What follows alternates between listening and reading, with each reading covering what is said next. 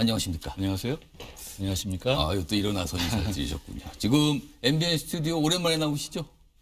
작년에 좀 한 두 차례 정도 이 스튜디오에 나오셨는데. 생각해보면 그게 오래된 일은 아닌 것 같고요. 예. 다시 불러주셔서 고맙습니다. 알겠습니다.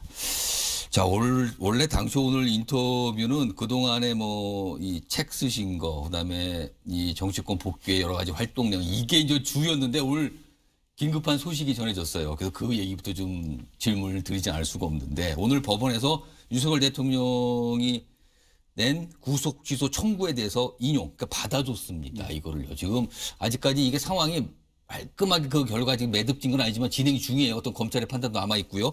자, 오늘 법원의 결정 이거 어떻게 좀 보셨습니까? 제가 상세한 내용을 보지는 못한 상태입니다만, 예. 법은 만인 앞에 평등해야죠. 대통령이라고 해서 더 불이익한 처분을 받으면 안 되는 것이니까요. 예. 법원이 절차상 문제가 있다고 판단했고요. 예. 그렇다면 구속 취소는 당연한 거라고 생각합니다. 다만 이 점에서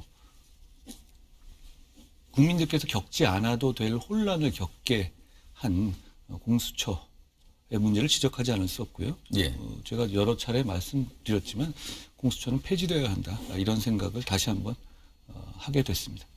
지금 법원이 인용을 하면서 이유를 몇 가지 설명했는데 그중에 또 지금 굉장히 이제 정치권에서 굉장히 주목하는 부분이, 그러니까 공수처 내란죄 수사권 부분에 대해 약간 지적을 했어요. 그러면서 공수처가 직권남용죄 관련 범죄라서 내란죄 수사권이 있다. 그래서 수사를 했다라고 주장하지만 내란죄를 인지했다는 증거가 없다라고 얘기까지 했거든요.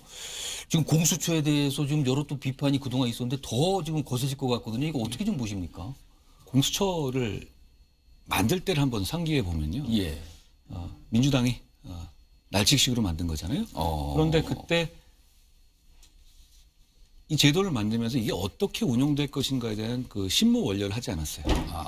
저도 이 수사 과정이라든 공수처의 다른 수사 과정에서 보면 예. 저거는 저럴 때 어떻게 해야 될지를 모르겠더라고요.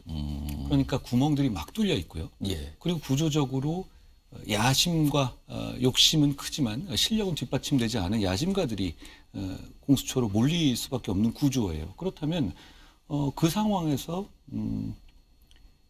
이런 식의 혼란은 어느 정도 예정됐던 겁니다. 민주당에 큰 책임이 있다는 말씀을 드리고 싶고요. 그리고 기왕 이렇게 출범한 상태에서 이렇게 중요한 사건을 처리하는 과정에서 이런 혼선을 빚은 것에 대해서 예. 공수처는 반드시 책임져야 되고 그 제도 자체도 없애는 것을 우리가 진지하게 검토해야 한다라고 없애는 생각합니다. 것도 검토할 필요가 있다. 필요가 없습니다. 알겠습니다. 이런 조직이 뭐가 필요가 있겠습니까? 굉장히 오늘 좀 단호한 생각을 좀 밝혀주셨어요. 알겠습니다.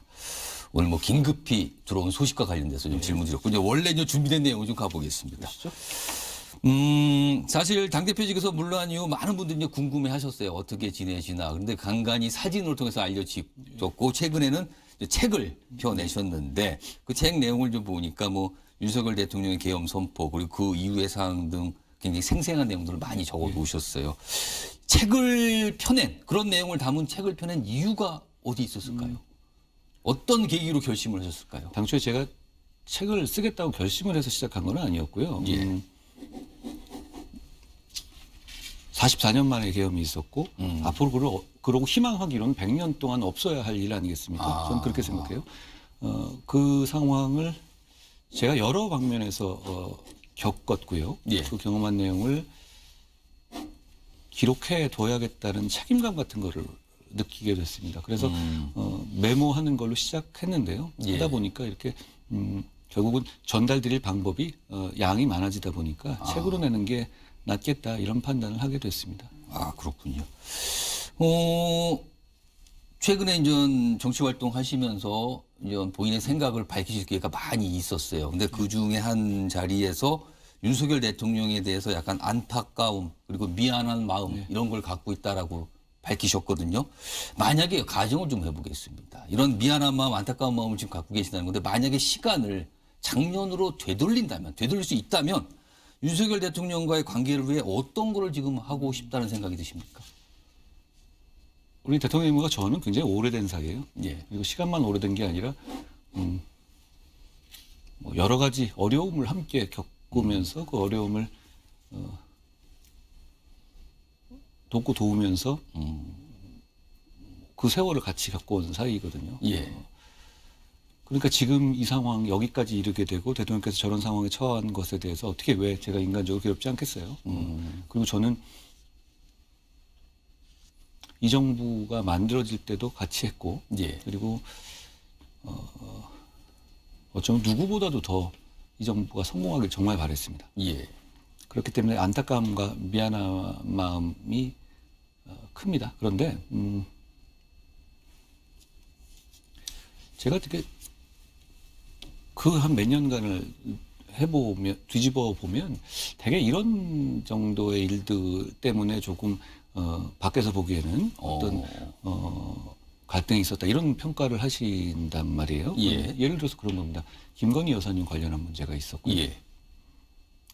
이종섭, 황상무 이 대사님과 수석님에 관한 이슈에 그렇습니다. 관한 문제가 있었죠. 의료 사태에 관한 문제가 있었죠.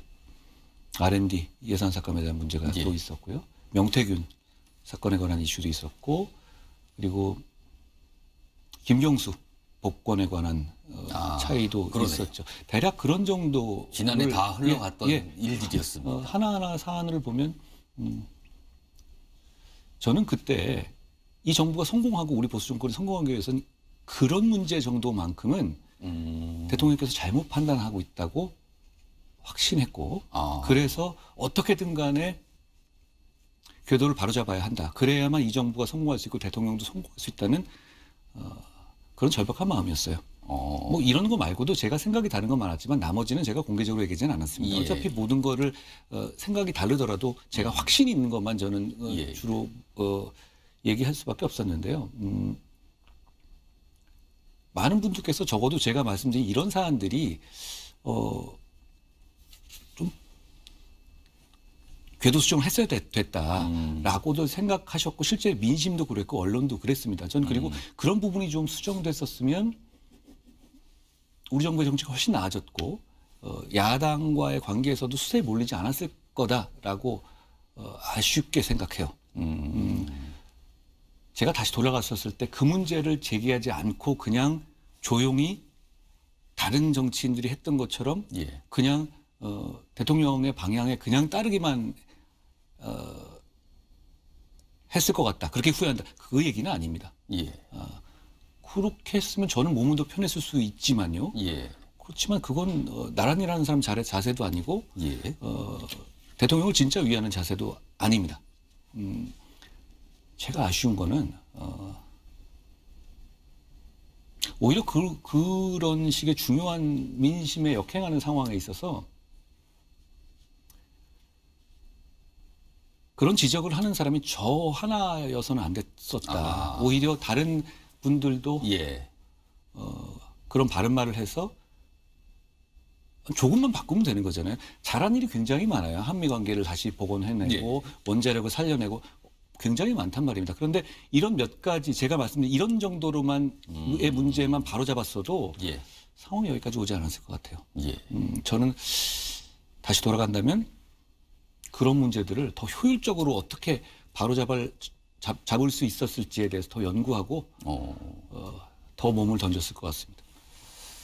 그렇군요. 시청자님께서 아마 답변을 차분차분 해주셨는데 아마 잘 이해하셨을 것 같아요. 어떤 생각이었고 제가 질문 아까 작년으로 되돌릴 수 있다면 어떤 걸 하고 싶겠습니까? 근데 아마 말 속에 아까 설명한 중에 그렇게 후회하는 거 없고 같은 선택을 했을 것 같다 이런 말씀 저는 들었는데 알겠습니다.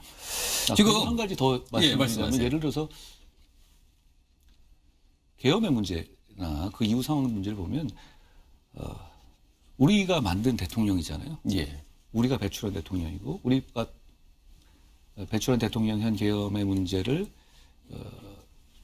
그 대통령을 배출한 당의 대표와 의원들이 앞장서서 막는다는 게 사실 굉장히 어려운 일이었어요. 예. 그리고 그게 저희한테 단기적으로 굉장히 어려운 상황이 올 거라는 것도 당연히 알고 감수하고 한 것이고. 그래서 어제 이 대학생들과 만났을 때 그 약간의 뭐랄까요 뭐 속된 말이라고 표현하셨는데 어떻게 보면 굉장히 직설적인 표현을 쓰셨거든요. 그 표현을 쓰면서 약간 어려움을 직감했다 이렇게까지 아까 말씀을 하신 거잖아요 어제는.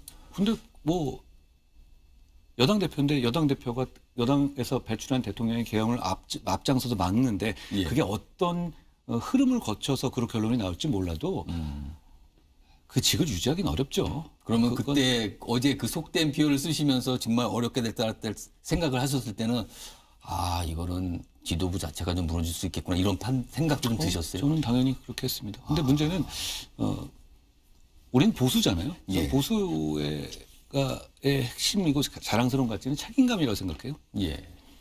우리가 만든 대통령이 한 계엄이지만 우리는 공동체 전체에 대한 책임감을 더 크게 여겨서 이걸 우리가 막는다는 어떤 책임감, 전 그게 중요하다고 생각했고 그걸 위해서라면은 많은 걸 희생할 수 있다라고 생각했습니다. 저와 함께 했던 정치인들도 그런 생각이었을 거라고 생각해요.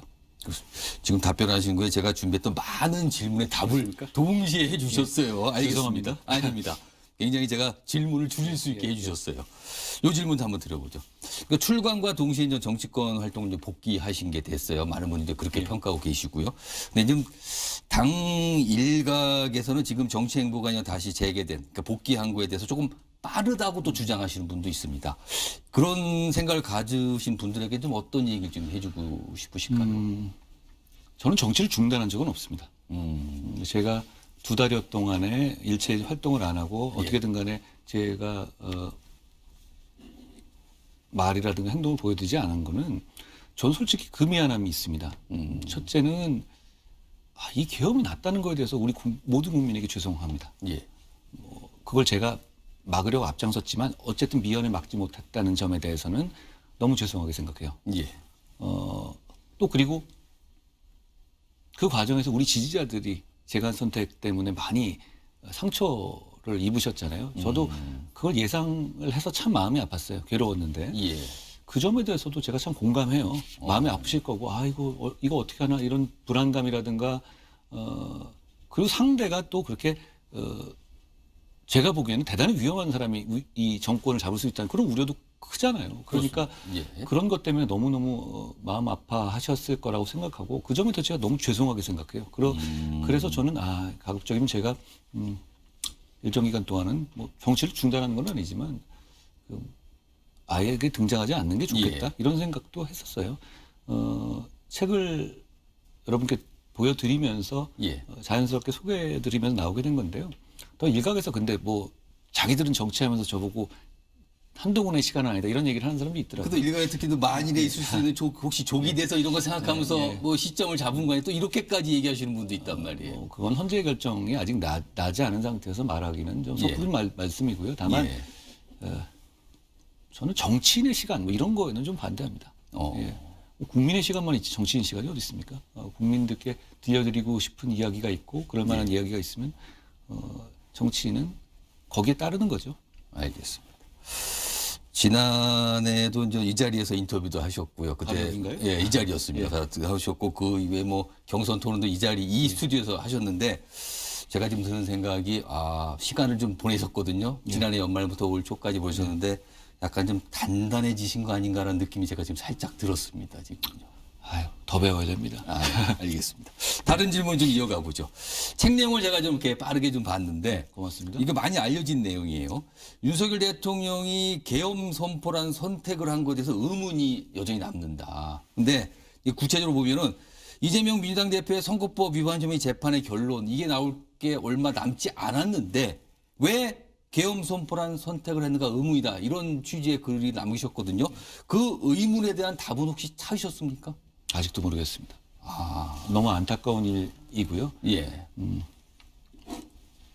정치로 풀어야 할 이재명 대표나 민주당의 폭거는 제가 누구보다도 더 같이 분노합니다. 그리고 그동안에 제가 가장 맨 앞에 서서 싸워왔어요. 문재인 정부 후반부터 제가 좌천도 4번 당하면서 그리고 그 이후에도 뭐 청담동 술자리 의혹이니 유시민 계좌 추적 의혹이니 별거 다 당하면서 왔잖아요. 그러면서도 그래도 저희는 차츰차츰 저희가 이겨나가고 있고 결국은 그 이재명 대표의 사법 처리의 타이머가 거의 있었던 상황이었다고 생각해요. 그래서 저는 계엄을 선포하게 된 대통령의 판단이 너무너무 안타깝고 아쉽습니다. 근데 아직 왜 그랬을까라는 답은 아직도 못 하셨다는 말씀입니다. 모르겠습니다. 이재명 대표 얘기가 나왔으니까 좀 이어가 보죠. 예. 최근에 이제 반복적으로 말씀하신 게 있어요. 한국에서 가장 위험한 사람이 이재명 민주당 대표다. 반복해서 말씀하시는데 강조를 하고 계시거든요. 왜 그렇습니까? 좀 시청자 여러분께 왜 그런지를 또 다시 한번 명확하게 좀 설명 좀 해주시죠. 저는 이재명 대표가 나쁜 사람이라는 얘기는 더 이상 안 하겠습니다. 나쁜 사람도 어떻게 보면 좋은 정치를 할 수도 있어요. 역사를 봐도 그렇죠. 근데 이재명 대표가 저 개인적으로 제가 감정이 있는 건 아닌데 예. 이분이 정권을 잡아서 안 되는 이유는 이분이 위험한 사람이기 때문이에요. 자기 어떤 이익이라든가 진영의 이익, 진영의 이익도 아니에요. 요즘 보면 진영의 이익도 무시하시더라고요. 자기 개인의 이익을 위해서는 예. 뭐든 할 수 있는 사람입니다. 우리 모두를 위험에 빠지게 할 수 있고 대한민국이 지금까지 이룬 성취를 위험에 빠뜨릴 수 있는 분이라고 생각해요. 그렇기 때문에 저는 위험한 사람이라는 말씀을 드리는 거고 많은 분이 공감하실 거라고 생각합니다. 예. 이 점을 생각해 보시면 됩니다. 190석 가까이 갖고 계시죠? 거기다 행정부를 갖죠?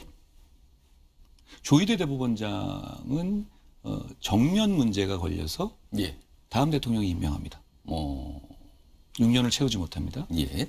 4월 18일 이후에는 헌법재판소도 소장도 다음 대통령이 지명하게 되죠. 그렇습니다. 그러면 이건 퍼펙트 스톰이에요. 모든 권한이 만약에 이재명 대표가 정권을 잡으면 예. 모든 권한이 한 사람한테 집중되게 됩니다. 그런데 그 사람이 누가 보더라도 대한민국에서 가장 위험한 사람이라면 우리 모두를 위험에 빠지게 할 거예요. 저는 그걸 막아야 된다고 생각합니다. 그리고 이 점이 이런 상황에 대해서 많은 분들이 그걸 걱정하고 그거에 대한 불안과 공포를 느끼고 있으시다고 생각해요. 좀 광장에 나가 계신 많은 분들도 예. 그런 마음도 크게 좌우한다라고 생각합니다. 이분이 만약에 조기 대선에서 대통령이 돼요. 그러면 몇 달 뒤에 대법원 선고가 확정돼서 자기가 끌려 내려올 것이다. 라는 걸 안다면 뭐든 못하겠습니까? 저는 계엄을 할 수 있다고도 생각해요. 선례도 있겠다. 그리고 계엄이라는 게 원래 국회는 제압 못하지만 사법부는 제압할 수 있는 겁니다. 그렇죠. 그걸 떠나서 얼마 전에 한번 밑밥을 까셨죠. 선거법에 대해서 허위사실 공표 부분에 대해서 위헌 법률 제청을 공개적으로 했잖아요. 그건 무슨 뜻이겠습니까?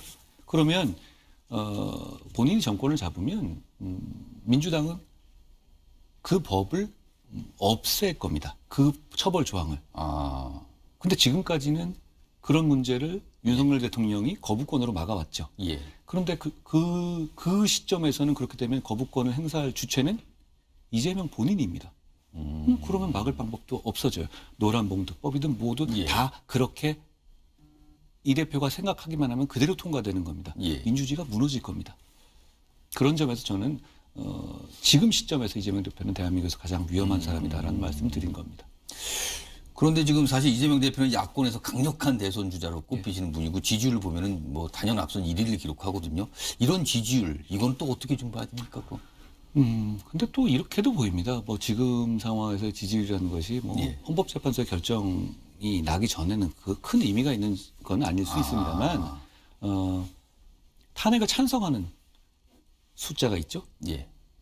민주당을 지지하는 숫자가 있죠. 그렇습니다. 이재명 대표를 지지하는 숫자가 있고 각각 있어요. 각각의 부등호가 명확합니다. 이재명 대표는 개인의 어떤 그런 위험성 때문에 민주당의 지지율에도 미치지 못하고 탄핵을 찬성하는 쪽의 지지율에도 미치지 못합니다. 결국은 한계를 명확하게 보여주는 것이고 저는 합리적인 생각을 가지고 대한민국을 위험에서 구하려는 사람들이 뭉치면 저는 단언하건대 이재명 대표는 언제든 그게 언제가 되었든 대통령이 될 수 없다라고 확신합니다. 알겠습니다. 그러면 향후에 이 한동훈 전 대표의 활동에 대해서 좀 질문 좀 주제를 좀 바꿔보죠. 제가 보니까 오는 10일에 이제 부산 방문 계획이 잡혀 있으시더라고요. 근데 혹시요, 사실은 이 국민의힘, 보수정당 국민의힘의 가장 중요한 어떤 텃밭이 TK, 그 중에서 대구거든요.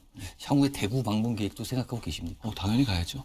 혹시 북콘서트도 대구에서 열 아직 있습니까? 제가 이게 무슨 뭐 정치 행사는 아니기 때문에 그게 이제 출판사나 이런 쪽하고 같이 해야 되는 거잖아요. 그래서 일정을 아직 정하지는 않았는데요.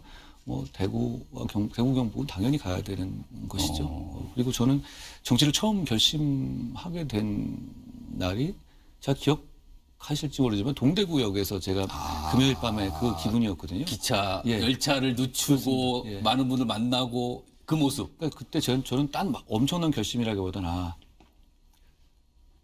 내가 정치를 하는구나 라는 생각을 확실히 갖게 됐어요. 그래서 제가 밖에다가 말씀드릴 때 아이고 이건 저의 대구를 정치적 출생지다 이렇게까지 말씀드렸던 기억이 납니다. 대구는 꼭 방문할 기회가 있을 것이다. 향후에. 그렇게 봐도 됩니까? 예, 그러겠습니다. 그럼 대구 하면 또 이제 박근혜 전 대통령인데 혹시 예방을 하고 싶은 마음이 있으실까요? 박 대통령님은 굉장한 경험과 정치적인 해안을 갖추신 분이에요. 제가 작년에 총선 때 뵀을 때도 만나 뵈면 예. 정말 좋은 말씀 많이 해주시고 배려 깊으시고 사려 깊으신 분입니다. 만나주시기만 한다면 저는 많이 배우고 싶어요.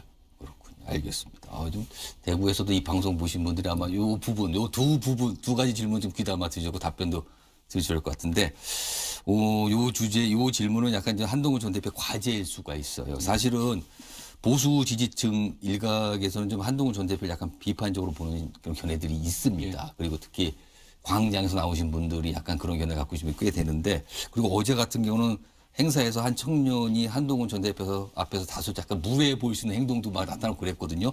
이게 어떻게 보면 과제인데, 국민의힘의 정치인으로서 이런 모습과 이런 정서, 약간 비판적인 입장, 이거 어떻게 좀 극복을 하실 수 있을까요?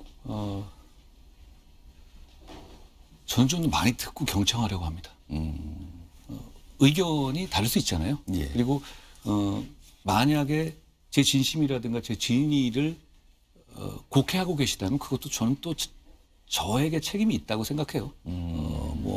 뭐 이런저런 변명할 게 아니라 예. 제가 더 잘 설명하고 더 겸손하게 경청하겠습니다. 어제도 그분 뭐 그렇게 생각하실 수도 있잖아요. 그것도 예전에 제가 법무장관 때 예, 했던 사인지를 갖고 와서 이렇게 그러니까 앞에서 그걸 일종의 퍼포먼스를 찢는 하신 모습이 건데요. 있더라고요. 근데 그것도 뭐 정치적인 표현이죠. 그리고 그 다음에도 저 뭐 식사도 같이 하고 그랬었는데 뭐 그런다고 마음이 금방 바뀌시진 않겠죠. 그렇지만 여러 의견을 같이 듣겠습니다. 그리고 저는 우리가 함께 함께 좋은 나라 만들기 위해서 예. 공통점을 찾아야지 예. 다른 점을 너무 찾을 필요는 없다고 생각합니다. 우리가 뭐 어떻게 다 같은 생각이겠어요. 그렇지만 큰 틀에서 좋은 나라 만들고 큰 틀에서 위험한 세상이 오지 않도록 막겠다는 마음이 같다면 저는 예.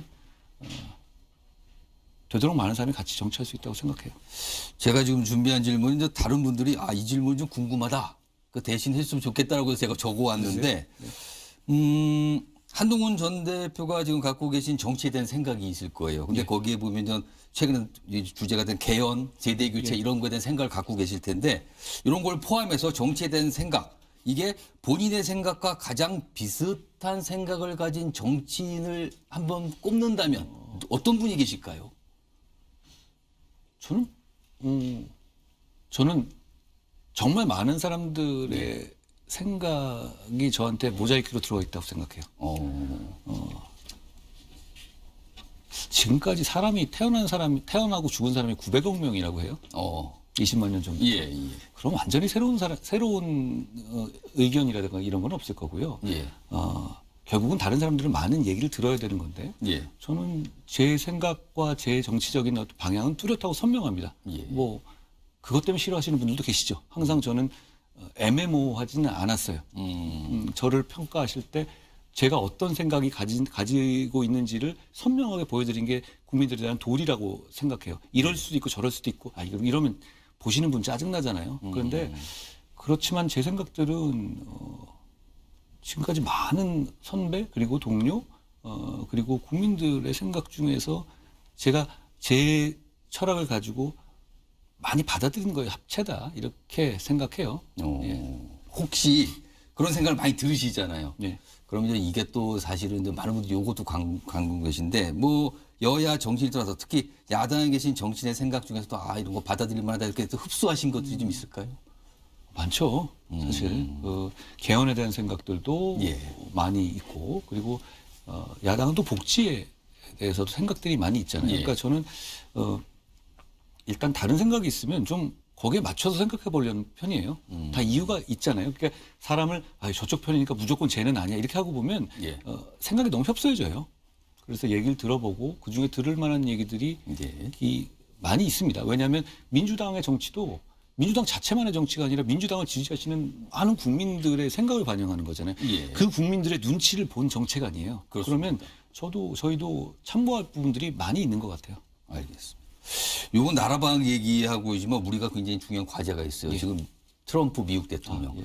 지금 전 세계를 대하는 방식에 대한 논란이 많고요. 특히 우크라이나 젤렌스키 대통령과 정상회담 너무나 많은 얘기를 나왔습니다. 우리로서는 굉장히 걱정스러운 모습이었는데 이런 상황에서 우리는 사실 리더십, 국가 리더십이 공백 상태라는 얘기 나오는데 지금 우리가 어떻게 대응하고 어떻게 좀 바라봐야 됩니까? 트럼프 미국 대통령의 저런 모습에 대해서. 얼마 전에 미국의 백악관에서 젤렌스키하고 벤스 부통령과 트럼프 대통령이 이렇게 앉아서 서로 얼굴 붉히면서 싸우는 뭐 삿대질 정상회담 초유의 그렇게 됐습니다. 상황이 있었죠. 근데 거기서 이런 말이 있지 않았습니까? 벤스 부통령이 하시는 말씀을 보는데 젤렌스키 대통령에게 You have no card. 너는 카드가 없어. 이런 얘기를 예. 했죠. 저는 그 점이 굉장히 중요한 말이라고 생각해요. 저는 We have a card라고 얘기하고 싶어요. 우리는 카드가 있습니다. 미국은 아시아 프라이어리티라는 정책을 아시아 우선 정책을 하잖아요. 여기 예. 유럽에 있는 군사력이라서 유럽 중심에 있는 그것을 중국을 견제하기 위해서 아시아 중심으로 가겠다는 얘기입니다. 예. 결국 우리가 중요합니다. 우리가 그렇게 약한 나라가 아니거든요. 예. 미국은 현재 조선업이 많이 죽었어요. 그렇습니다. 그리고 해양을 제패해야 하는 미국 입장에서 조선은 대단히 중요합니다. 예. 그 조선의 강국이라는 것이 세계적으로 중국하고 한국이거든요. 예. 중국한테 못 맡깁니다. 뭐 중국을 견제하는데 중국한테 어떻게 군함을 맡기겠어요? 그러겠습니다. 결국은 한국이에요. 예. 우리는 카드가 있어요. 그리고 우리가 가진 지정학적 위치, 그리고 반도체와 AI에서의 어떤 우월함, 그리고 우리는 원전이 살아있기 때문에 전력을 아직 갖고 있거든요. 예. 전력 구조를 갖고 있기 때문에 저는 우리가 카드가 있다. 그러니까 오히려 그런 식으로 국익과 정확한 어떤 주고받음의 계산 상황에서는 저는 우리에게 기회가 올 거라고 생각합니다. 다만 그걸 해내기 위해서는 합리적인 리더십이 그리고 이 지금 북중러 한미일 예. 이렇게 나누어져 있는 블록화된 세상에서 선명함을 보여줄 수 있는 리더십이 필요해요. 그런 점에서 저는 다시 한번 이재명 대표의 민주당이 위험하다고 생각하는 것은 제가 처음에 1차 탄핵에 대해서는 부결시키는 의견을 냈죠. 예. 그 큰 이유 중에 하나가 더불어민주당과 예. 이재명 대표가 그때 탄핵 사유로 넣었던 것이 북중러에 대한 외교를 잘못했다라는 허무맹랑한 내용이었어요. 그렇습니다. 외교 문제가 들어가 있었죠. 그렇죠. 한마디로 말해서 친미를 한 것이 잘못이고 반중을 한 것이 잘못이다라는 얘기였거든요. 예. 그걸 어떻게 보수 정당이 찬성하고 대한민국이 찬성하겠어요? 그런 식의 생각은 뿌리 깊게 내려왔어요. 이재명 대표는 싱하이밍 앞에서 싱하이밍 대사 앞에서 쉐시를 했었고 문재인 대통령은 중국은 높은 산이라고 했어요. 그런 입장을 민주당은 전통적으로 이어왔습니다. 그리고 영주권자에게 외국인 영주권자에게 투표권을 부여하기도 했고요. 그러면 이런 상황과 이런 생각을 가지고서는 지금의 이 블록화된 이 경제 전쟁 상황에서 대한민국 국익을 되게 위험하게 할 수 있어요. 사실 몇십 년 전까지만 하더라도 세상의 이 자본의 국적이 이렇게까지 명확하게 서로 편을 나눠서 운용될 거라고는 아무도 생각 못하지 않았습니까? 예. 지금은 그런 세상이 됐고 그런 세상에서 우리가 AI 시대에 올라타야 하고 그리고 한미일 블록을 통해서 같이 발전하고 미국의 트럼피즘의 상황에서도 역시 우리가 이익을 봐야 되잖아요. 예. 그런 포지션을 잡기 위해서는 합리적인 리더십이 반드시 필요하다라는 생각을 합니다. 지금 예정된 시간이 좀 지나갔는데 제가 마지막 질문 이걸 좀 하나 물어보겠습니다. 최근에 여당에서 나온 어떤 주장 중에 하나, 관련된 법안 발의가 나왔는데 이게 사전투표제 폐지 주장이 나왔거든요. 근데 한동훈 전 대표는 이거 다 긍정적인 입장인 걸로 제가 알고 있는데 사전투표제에 대해서는 어떤 문제의식을 갖고 계십니까?